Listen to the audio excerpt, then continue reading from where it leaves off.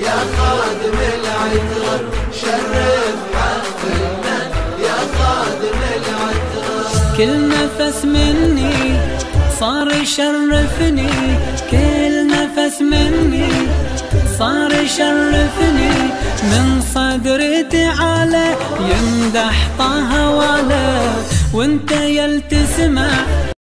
بسم اللہ الرحمن الرحیم، اللہم صلی علی محمد و آل محمد۔ السلام علیکم ورحمۃ اللہ وبرکاتہ۔ مومنین، ناظرین اور مکتبہ فکر اور فقہ جعفریہ اور مکتبہ اہل تشیع سے تعلق رکھنے والے مومنین کے لیے آج کا ہمارا موضوع ہے عید الفطر اور عید قربان کے احکام اور ان عیدوں کے پڑھنے کا طریقہ اور ذکر اذکار کو ذکر کیا جائے گا کہ ان کا طریقہ کار کیا ہے اور ان کو کیسے اور کس انداز سے ادا کیا جائے۔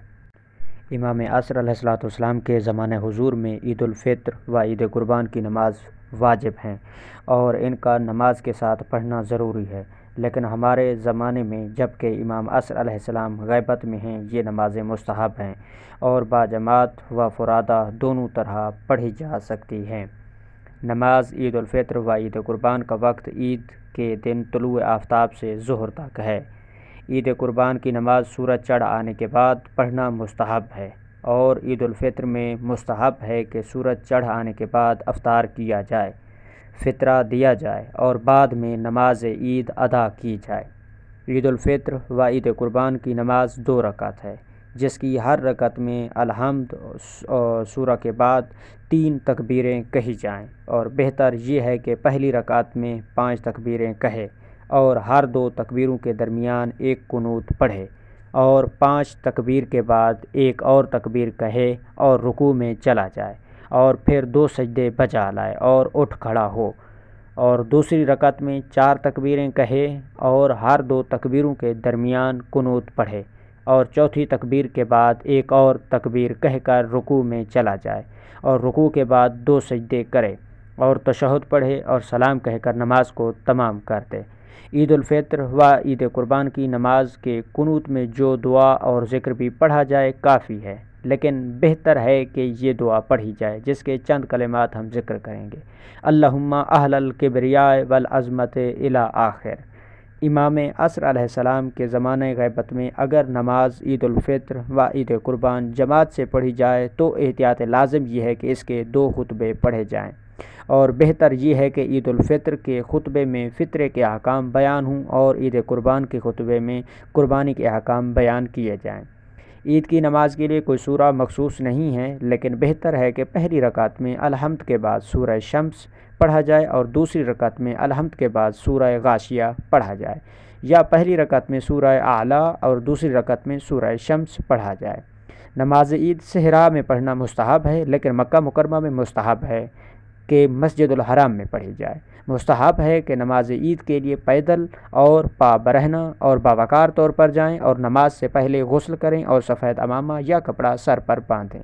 مستحب ہے کہ نماز عید میں زمین پر سجدہ کیا جائے اور تکبیریں کہتے وقت ہاتھوں کو بلند کیا جائے، اور جو شخص نماز عید پڑھ رہا ہو، خواہ وہ امام جماعت ہو یا فرادہ نماز پڑھ رہا ہو، تو الحمد اور سورہ بلند آواز سے پڑھے۔ مستحب ہے کہ عید الفطر کی رات کو مغرب و عشاء کے بعد اور عید الفطر کے دن نماز صبح کے بعد اور نماز عید الفطر کے بعد یہ تکبیریں کہی جائیں جن کو ہم ذکر کر رہے ہیں۔ اللہ اکبر لا الہ الا اللہ واللہ اکبر وللہ الحمد، اللہ اکبر الی آخر۔ اور اگر عید قربان کے موقع پر انسان منا میں ہو تو مستحب ہے کہ یہ تکبیریں 15 نمازوں کے بعد پڑھے، جن میں سے پہلی نماز عید کے دن نماز ظہر ہے اور آخری 13ویں ذی الحجہ کی نماز صبح ہے۔ احتیاط مستحب یہ ہے کہ عورتیں نماز عید پڑھنے کے لیے نہ جائیں، لیکن احتیاط عمر رسیدہ عورتوں کے لیے نہیں ہے۔ نماز عید میں بھی دوسری نمازوں کی طرح مقتدی کو چاہیے کہ الحمد اور سورہ کے علاوہ نماز کے اذکار خود پڑھے۔ اگر مقتدی اس وقت پہنچے جب امام نماز کی کچھ تکبیریں کہہ چکا ہو تو امام کے رکوع میں جانے کے بعد ضروری ہے کہ جتنی تکبیریں اور قنوت اس نے امام کے ساتھ نہیں پڑھی انہیں پڑھے، اور اگر ہر قنوت میں ایک دفعہ سبحان اللہ والحمد للہ کہہ دے تو کافی ہے۔ اگر اتنا وقت نہ ہو تو صرف تکبیریں کہے، اور اگر اتنا وقت بھی نہ ہو تو کافی ہے کہ متابعت کرتے ہوئے رکوع میں چلا جائے۔ اگر کوئی شخص نماز عید میں اس وقت پہنچے جب امام رکوع میں ہو تو وہ نیت کر کے اور نماز کی پہلی تکبیر کہہ کر رکوع میں جا سکتا ہے۔ اگر کوئی شخص نماز عید میں ایک سجدہ بھول جائے تو ضروری ہے کہ نماز کے بعد اسے بجا لائے۔ اسی طرح اگر کوئی ایسا فعل نماز عید میں سرزد ہو جس کے لیے یومیہ نماز میں سجدہ سہو لازم ہے تو نماز عید پڑھنے والے کے لیے ضروری ہے کہ 2 سجدہ سہو بجا لائے۔ اور مزید کوئی مسئلہ اگر سوال وضاحت طلب ہو تو نمبر پر رابطہ کر کے وضاحت طلب کی جا سکتی ہے، یا اسی ویڈیو کے کمنٹس میں آپ اپنا سوال درج فرما سکتے ہیں۔ والسلام علیکم ورحمۃ اللہ وبرکاتہ۔